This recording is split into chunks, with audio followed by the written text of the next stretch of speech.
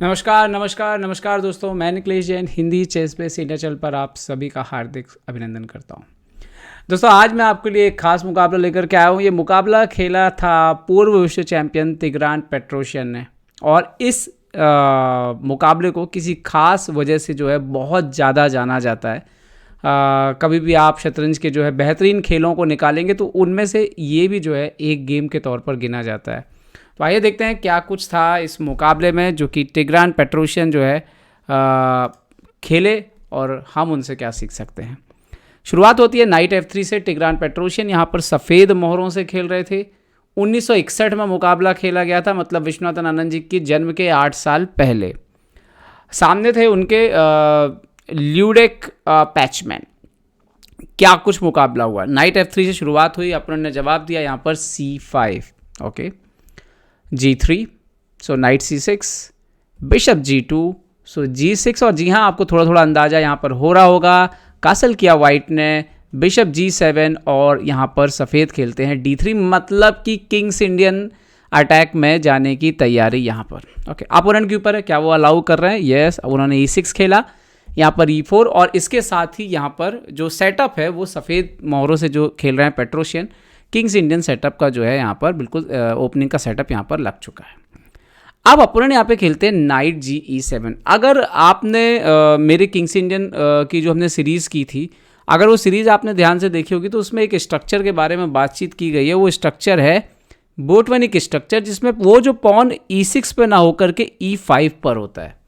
दरअसल यही सही तरीका है काले मोहरों से किंग्स इंडियन का मुकाबला करने का, अगर आपको बोटवेनिक स्ट्रक्चर सही ढंग से लेना है तो। अगर आपको नाइट जो है वो F6 से नया निकाल करके E7 से निकालना है तो यहाँ पर आप देखिए कि सामने वाले जो है वो मौका दे रहे हैं कि E5 जो है उन्होंने नहीं किया, और अगर वो करेंगे भी तो अब एक मूव का नुकसान यहाँ पर काले मोहरे वाले को उठाना पड़ेगा। अगर डायरेक्ट E5 आता और अब E6 आके E5 आएगा, अगर आएगा तो रुक E1, तो पेट्रोशियन बिल्कुल कंटिन्यू अपने प्लान के साथ, जो कि किंग्स इंडियन का स्टैंडर्ड फार्मूला है। कासल किया यहाँ पर, और चूंकि यहाँ पर अभी तक D5 को चैलेंज नहीं किया था, इसीलिए D2 जो है नाइट D2 नहीं निकाला था यहाँ पर पेट्रोशियन ने।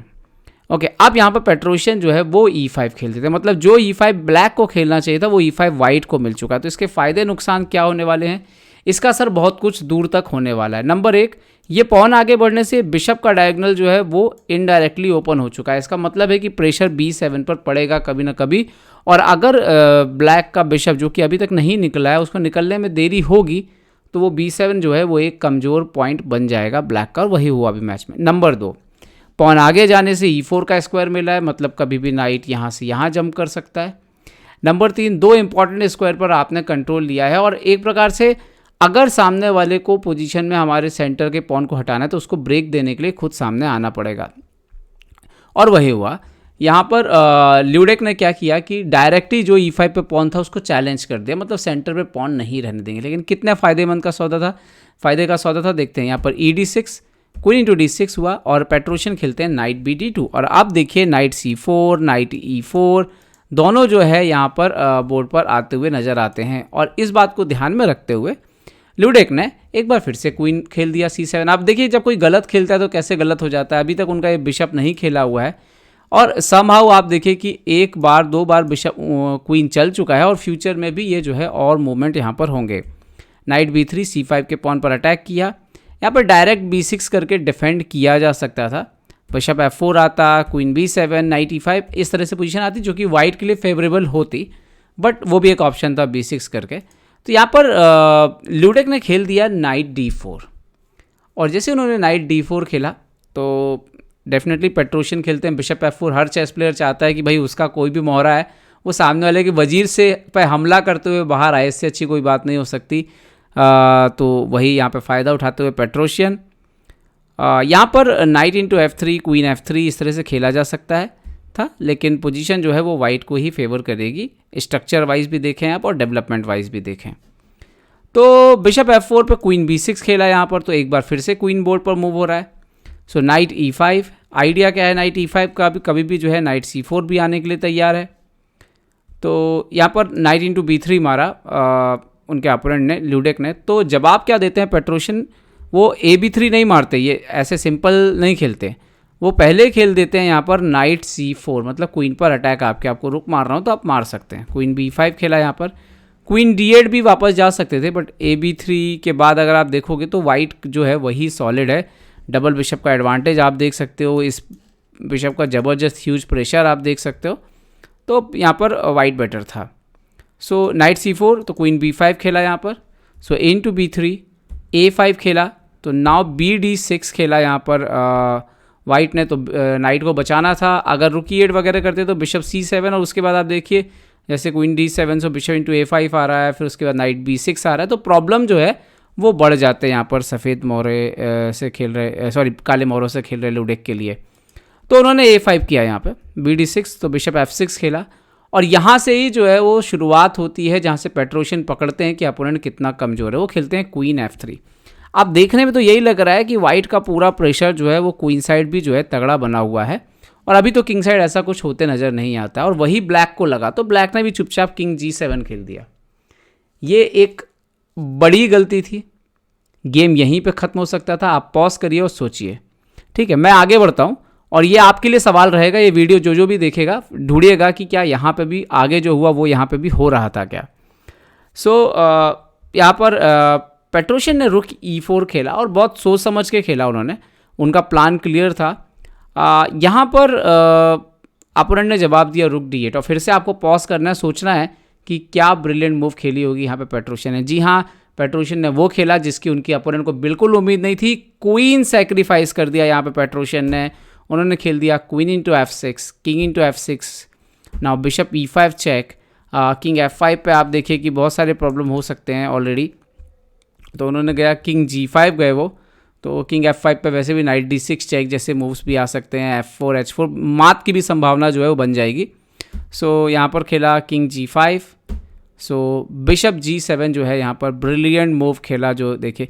अच्छा, यहाँ पर लास्ट मूव में जैसे कि मान लीजिए कि अगर वहाँ पर वो यहाँ पर बिशप E5 पे किंग F5 चले भी जाते तो भी बिशप G7 के बाद जो है थ्रेड्स जो है वो कंटिन्यू है, तो जो आगे हो रहा है।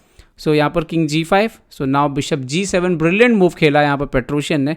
दरअसल इस मूव के बाद उनके अपोनेंट को समझ में आ गया कि ये मैच जो है वो दरअसल बचने वाला ही नहीं है, और यहाँ पर लुडेक ने रिज़ाइन कर दिया। तो ये जो ब्रिलियंट मूव निकल के आई क्वीन इंटू F6, इसने सडनली जो है जो अब देखिए एक डिफेंस जो है वो एक दो माइनर पीसेस करते हैं, और उसी को ब्रेक करते हुए यहाँ पर डायरेक्ट एंट्री कर दी पेट्रोशियन ने। तो यहाँ पर बिशप E5 के बाद, यहाँ इसके बाद एक्चुअली रिज़ाइन कर दिया उनने, तो बिशप G7 के बाद अगर वो डिफेंस करते, मान लीजिए F5 करते, तो देखिए आप मात लगी हुई है H4 और किंग H5 और बिशप F3 मात।